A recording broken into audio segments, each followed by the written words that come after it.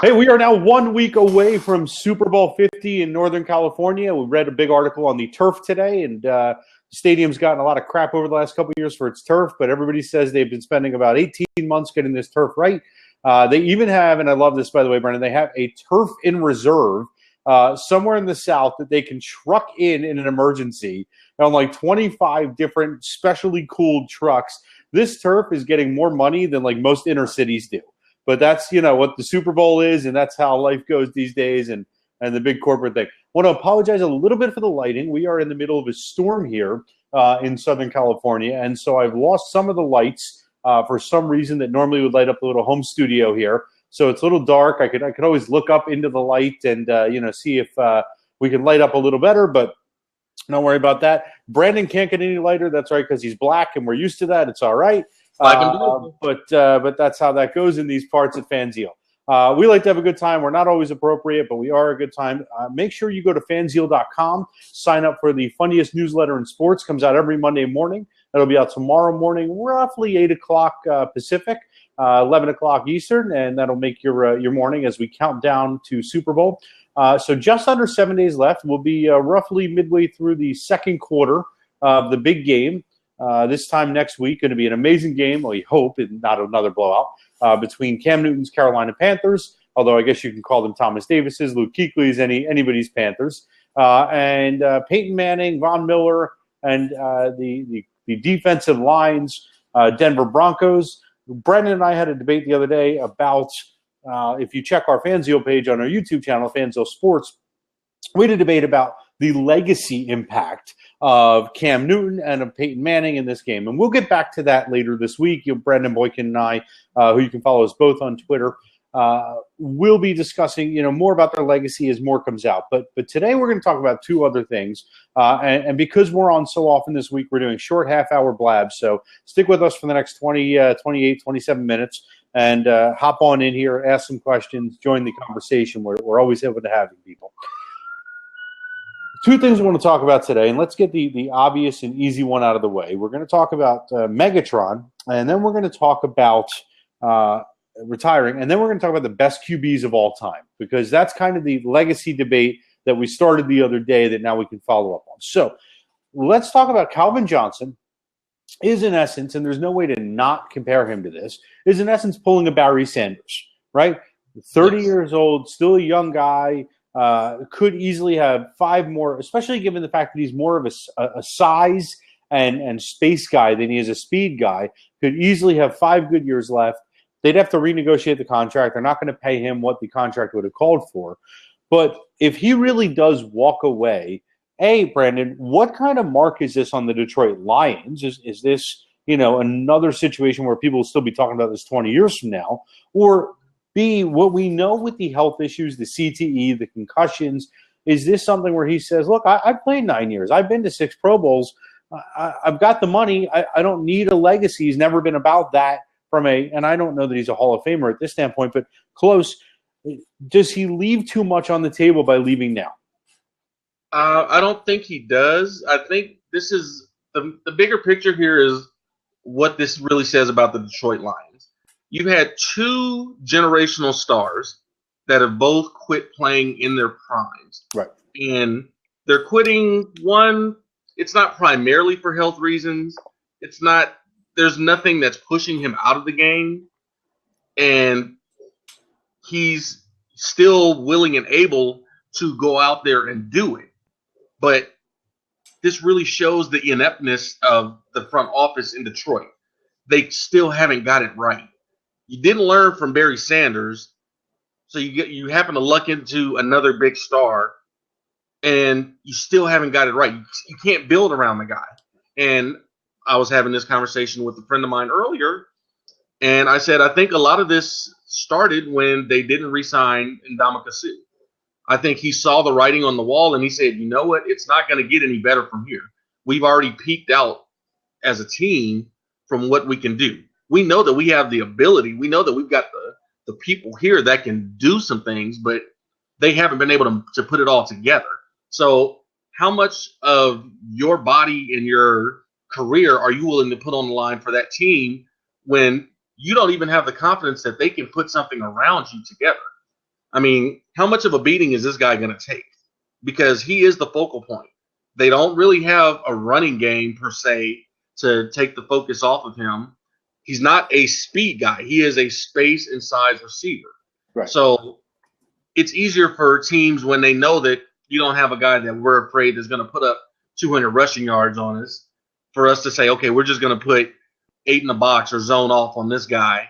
And, hey, we got a linebacker over there who's going to crack him if this corner can't just cover him, at least keep him at bay on the sides. Right. So this says more about Detroit's front office, and it looks really bad because it's bad enough you don't have any free agents clamoring to say, I want to go to Detroit, because that's a team that if they've got all those weapons and if I go there, we can be something.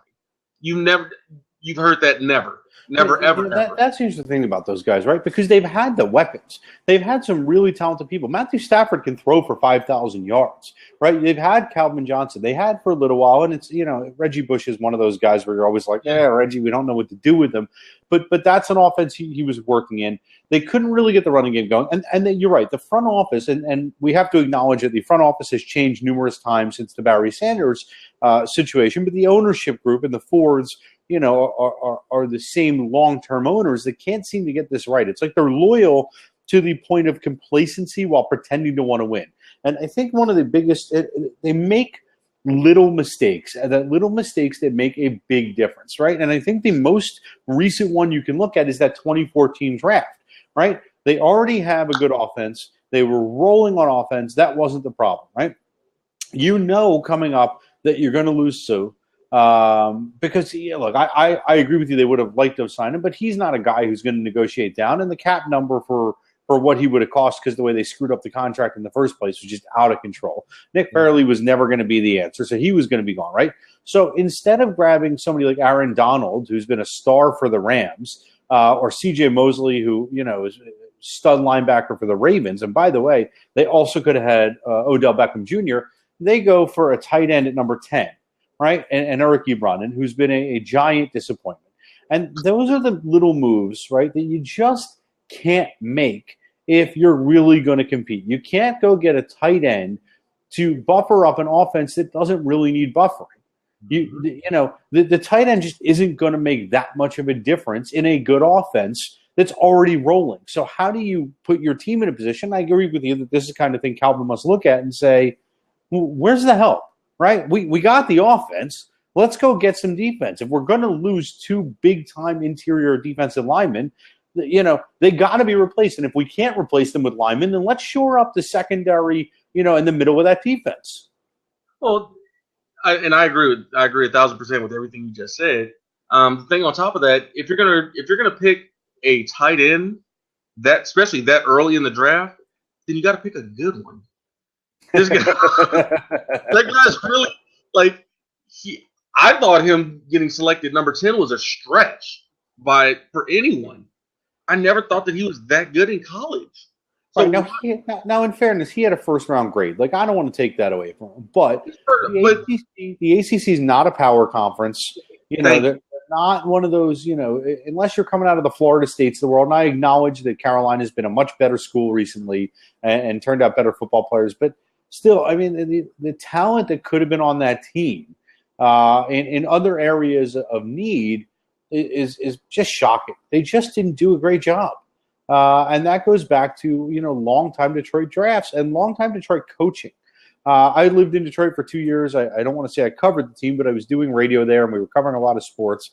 I lived there with the Joey Harrington years. And he's a smart guy who would have been a good system quarterback. Right? Yeah. You can't, if you put Joey Harrington in an Alex Smith type system, in a ball control, Chad Pennington system, this guy can get you to the playoffs. Is he going to win you games? No. Is he going to take you to the Super Bowl? No. But I believe in the right system, Joey Harrington could have been as good as Trent Dilfer. Right? Not as much talent. But Dilfer can play. Let's not really take away from really. Is Dilfer, when we talk about the great quarterbacks of all time in a few minutes, is Dilfer going to make the list? No, he's not going to make the top 100 list. But the man won a Super Bowl, and he had an arm. He could throw, right? So he was good enough to be dangerous.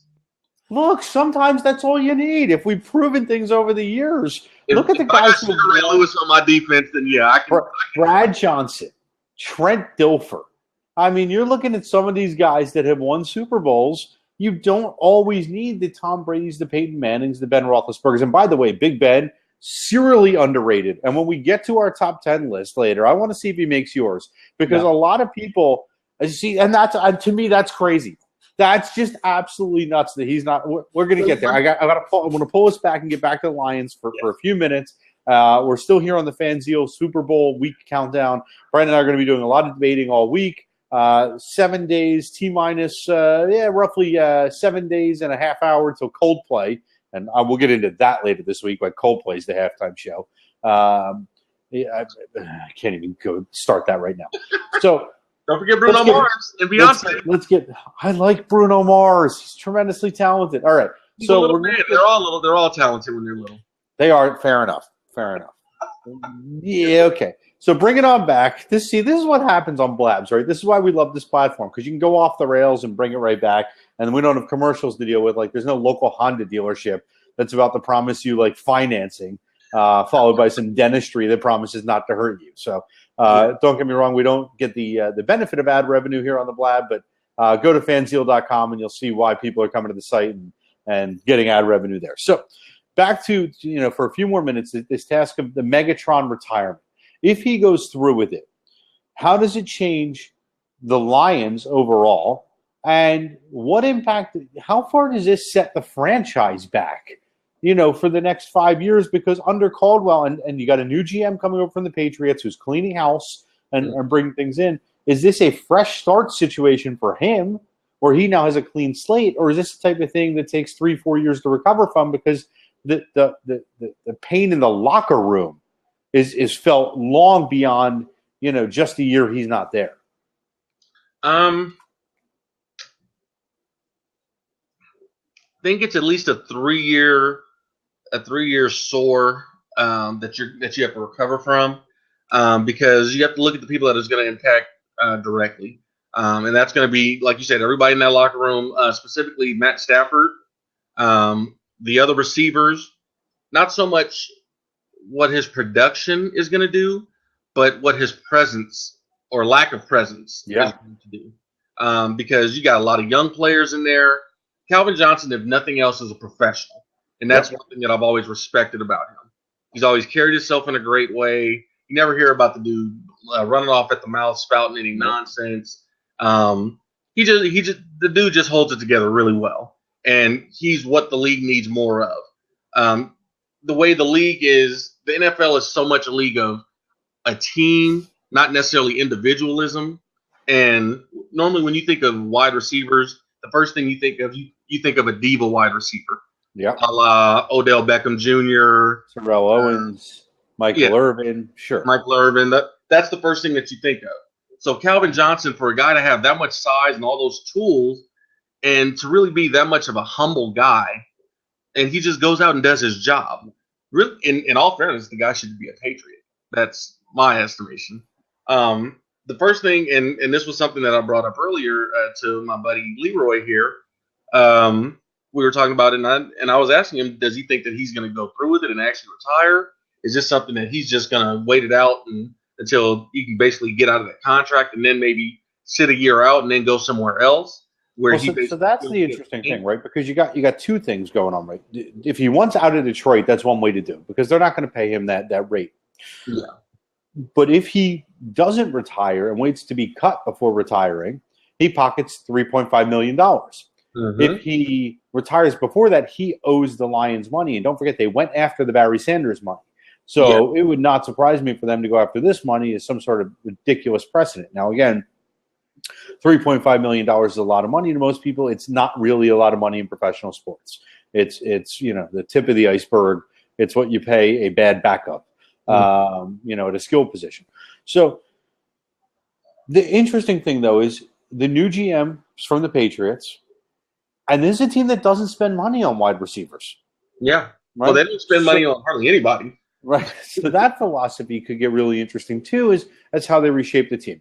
We're gonna pause the Megatron discussion there because I think there'll be a lot more for us to talk about as we find out if he retired or not.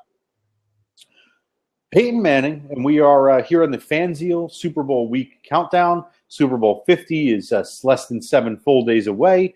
I almost want this week to fly by so we can get into the weekend. I'm going to have a little by the way, you mentioned your boy Leroy before. I'm going to hire Leroy to cater because the man can cook. We're going to get some fried shrimp down in here. We'll get some fried fish. He's over there chilling. He's chilling in the background. I will tell you, people watching right now and viewers watching later, Leroy can cook. I'd be 20 pounds lighter if I didn't have to eat that food. But it's Super Bowl, and so you should eat your wings. You should eat your poppers. You should eat your, pizza. Although, order your pizza early because that stuff takes forever to get there. Your mac and cheese. The collard greens. Don't forget to get beer. Get your beer early. You don't want to be at the store at like 2 o'clock. Get your beer the day before. Get it on ice. So Super Bowl is the best party of the year. I don't really care so much about the game for the first half. I want to see the advertising. But legacies are going to matter. And if Peyton wins, we talked about where his place on the top 10 quarterback is. So I want to open this up to you and I, which is good because we're the host and we're here, which would be strange if we opened it up to other people. The top 10 quarterbacks of all time. Give me your top 3, and we'll take it from there. My top 3...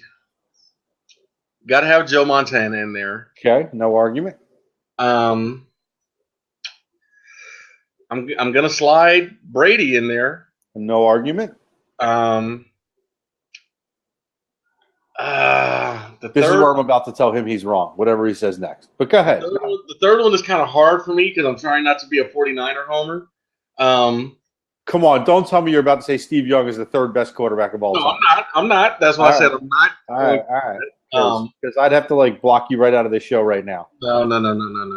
I'm not going to say Troy Aikman, just because underrated though.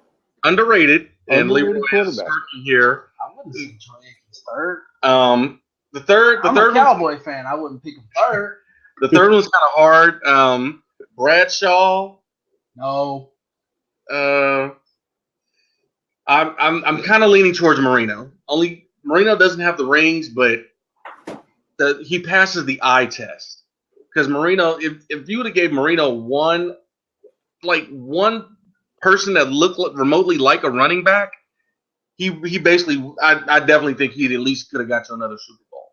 So those are my top 3 as far as the greatest quarterbacks of all time to play. For a second there, I thought you were going to say Dan Marino looked like a running back, and I was very, very confused as to which Dan Marino you were watching because it makes me look fast. All right, so here's my problem with Dan Marino and the fact that you're wrong. You got to go with Bradshaw because and I hear Leroy in the back, and he can buzz in here at any point. 4 rings, twice back to back, calling the games himself in a defensive or era. Right? Where you could get away with basically killing men as they came across. So were the stats there? No. Was he the smartest quarterback ever? No. Winning matters. So if you're putting Montana up there because he won, and if you're putting Brady up there because he won, then Bradshaw's got to be number 3 on your list. No. Right? Marino's I like by the way, this is great. We got the no in the background. It's like the reverse easy button.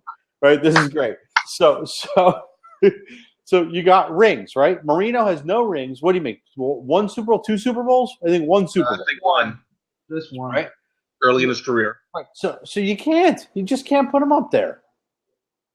Yeah, I mean. You got to put Elway above Marino. I'm putting Elway above Bradshaw. That's for damn sure. Leroy is saying that he's putting Elway over Bradshaw. And Leroy and I, we were going down our top 10 list. Yeah.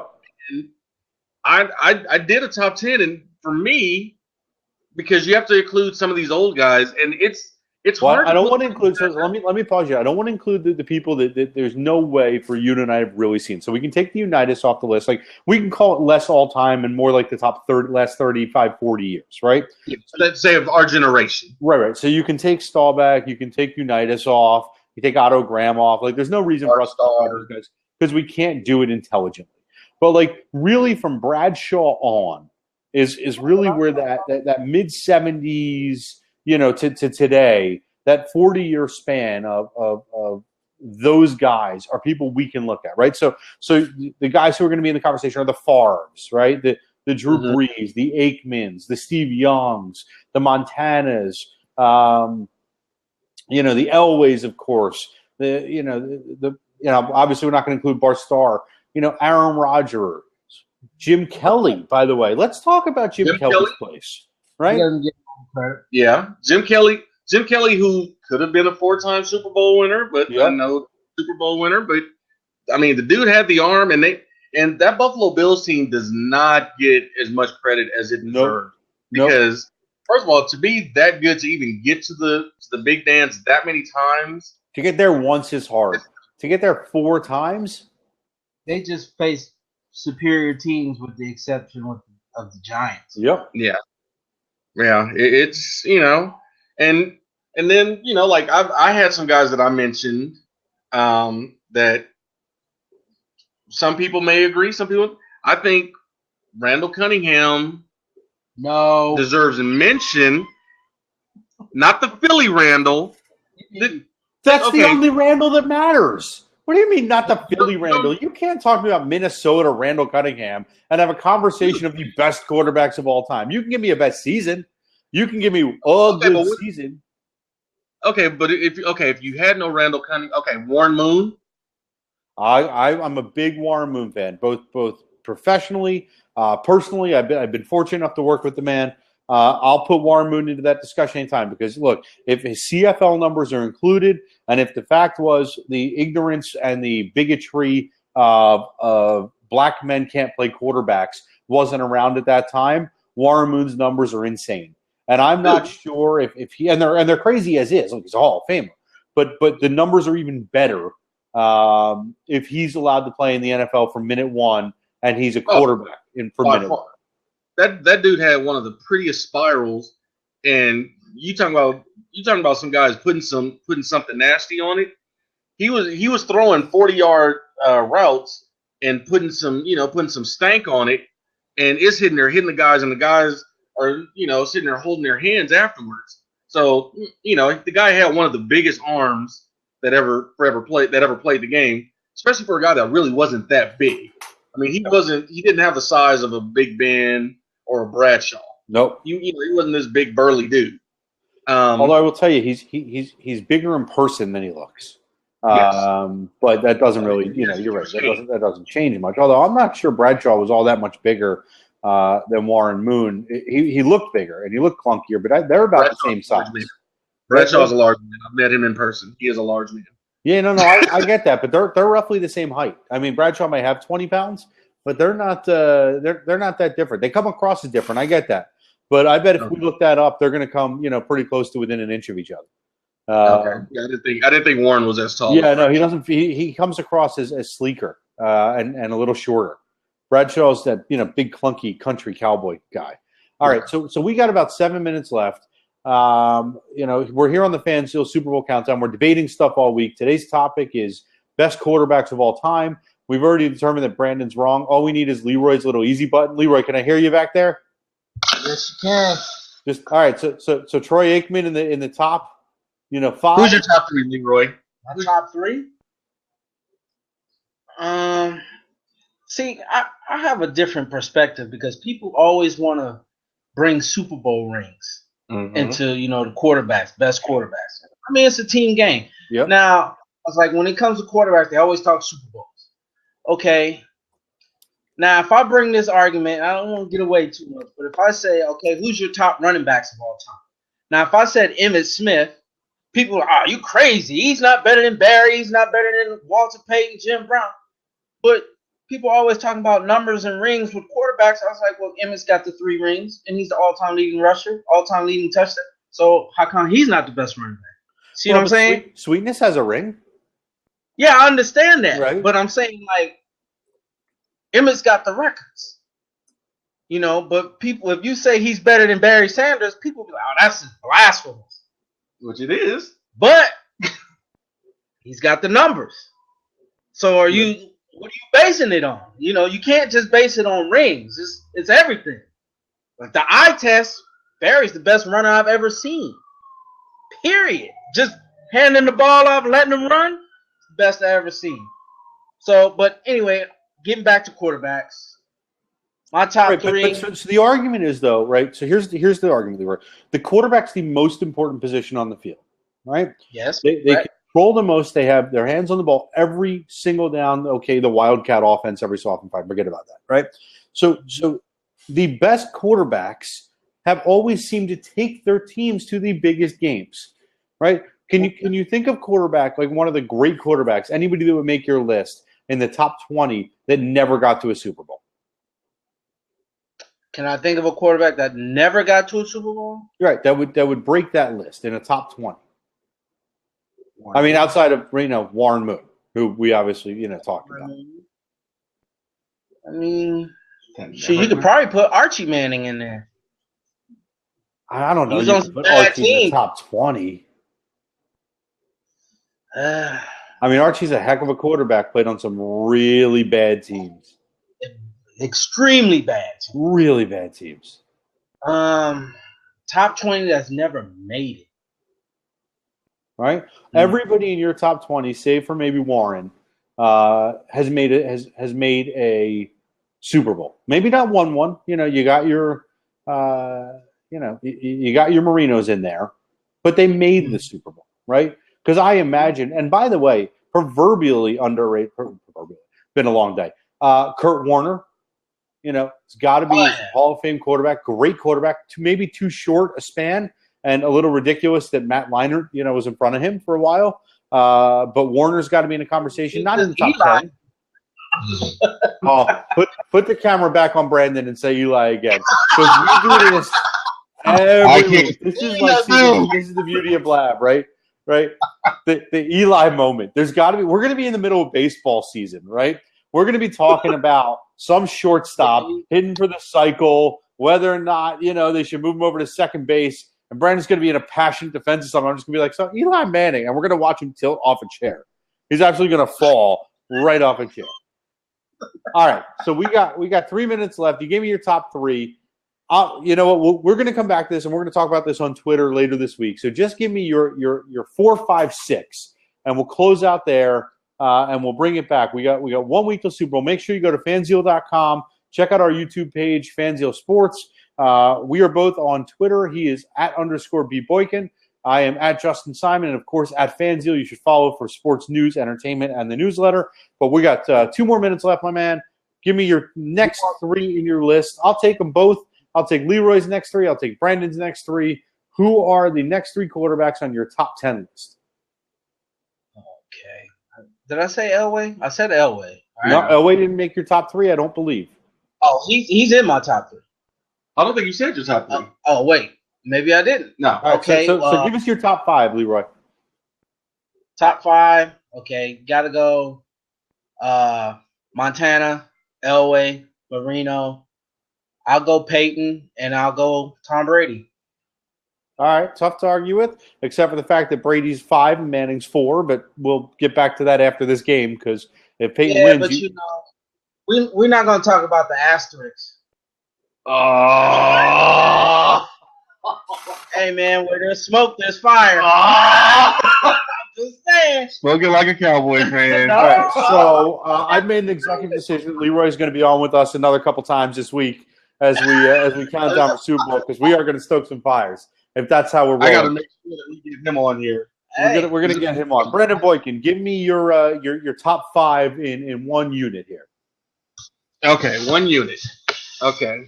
Gave you Montana, gave you Marino, gave you Brady.